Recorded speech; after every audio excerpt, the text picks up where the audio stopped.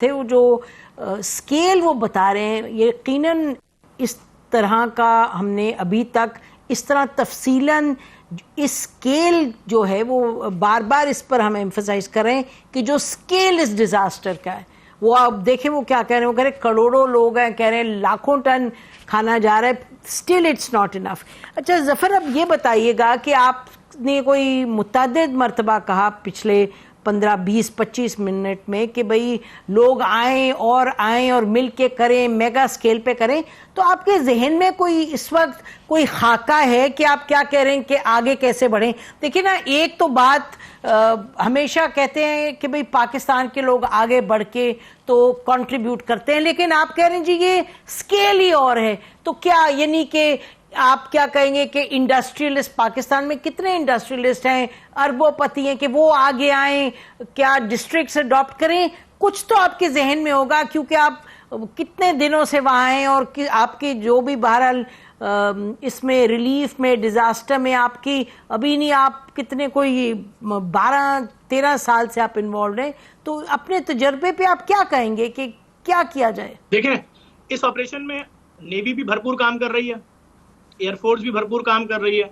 Pakistan army भी काम कर रही है, रेंजर्स भी कर रही है, पुलिस भी कर रही है, एनजीओज भी कर रही हैं, हुकूमत भी कर रही है, सिंध हुकूमत भी कर रही है, वफाक भी कर रहा है, सब कर रहे हैं।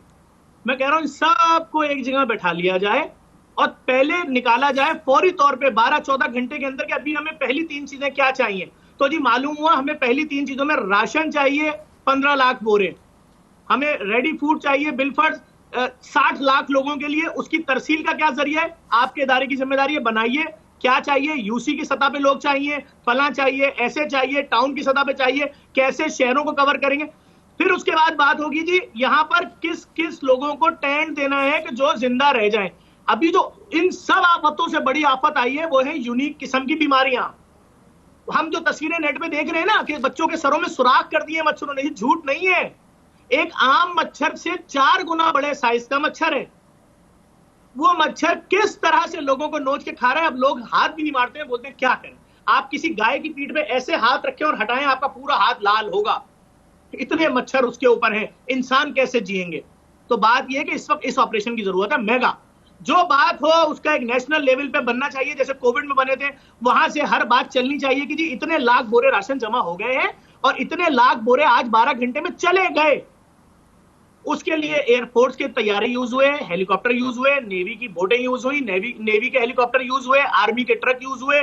आप यकीन जाने मेरी हाइट से ऊंचे ट्रक हैं, मैं अभी लोड करा रहा था नेवी के ट्रकों में, तो इतने बड़े आर्मी के पास भी होंगे। ये वो ट्रक हैं जो कहीं भी जा सकते हैं, पानी इनके। तो बात ये कि जब इनको हम सही तरीके से इस्तेमाल करेंगे, सब एक कंट्रोल रूम बनेगा।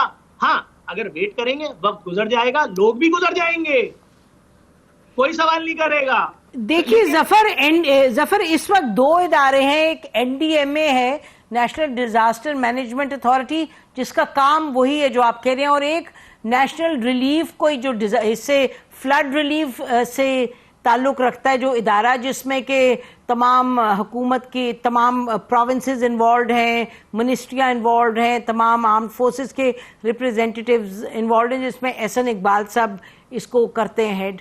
तो वो ये 2 इदारे तो हैं, उस काम की उनकी नौयत वही होनी चाहिए जिसका आप जिक्र कर रहे हैं। तो आपका कोई उनसे कोई किसी किस्म का कांटेक्ट है, कोई आपका लिंक है उनसे? हम बहुत छोटे पैमाने पे कर रहे हैं, शायद इसलिए हमसे किसी ने रब्ता नहीं किया होगा। लेकिन आपने मुझसे जो बात पूछी वो मैंने बहैसियत, आप समझे मैं एक सैलाब मुतासर आदमी उस बस्ती में रहता हूँ, मेरे इंतजार को 25 दिन हो गए, मुझ तक अब तक किसी ने एक जोड़ा पुराना कपड़ा नहीं दिया है कि तुम्हारे जिस्म पे जो गीला कपड़ा 25 दिन से है ये आज चेंज कर लो।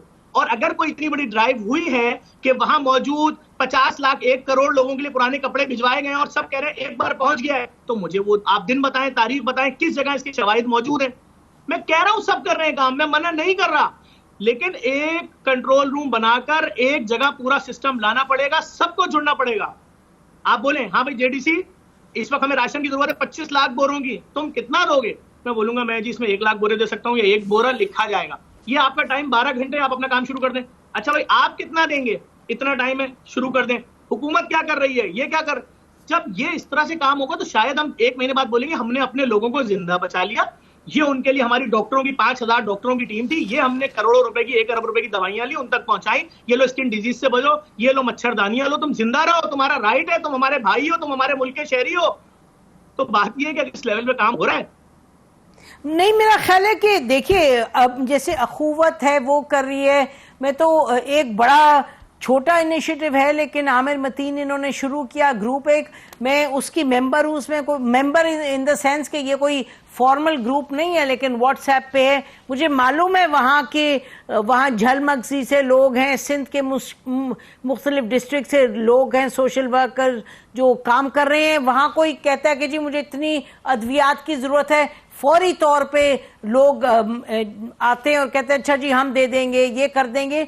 तो यकीनी तौर पे कि इसी तरह के और दर्जनों के हिसाब से, अगर 100 के हिसाब से ग्रुप्स नहीं है, तो जो आप प्रपोज कर रहे हैं कि जी सबको जोड़ के एक बना दे मेगा ग्रुप, वो आपका ख्याल है कि हो सकता है? और दूसरा ये कि क्या वो होना भी चाहिए या नहीं, क्योंकि वो फिर बहुत ब्यूरोक्रेटिक हो जाए, बहुत कंट्रोल्ड हो जाए कि जो डिजास्टर है उसके बारे में एक सेंट्रलाइज्ड हो डेटा बैंक। ये आप सही फरमा रहे हैं, लेकिन उसके अलावा जहाँ ऑपरेशंस की बात है, जहाँ रिलीफ देने की बात है, अगर मुख्तलिफ डिस्ट्रिक्ट्स में लोग काम करें उधर से इंफॉर्मेशन लेके, तो और कर रहे हैं और कर भी रहे हैं, लेकिन वो नहीं आपको लगता कि वो भी एक तरीका है? देखिए, मैं अगर आपसे वही वाली बात करूंगा, हमने कोविड में फिर क्यों बनाए थे इतने बड़े सिस्टम?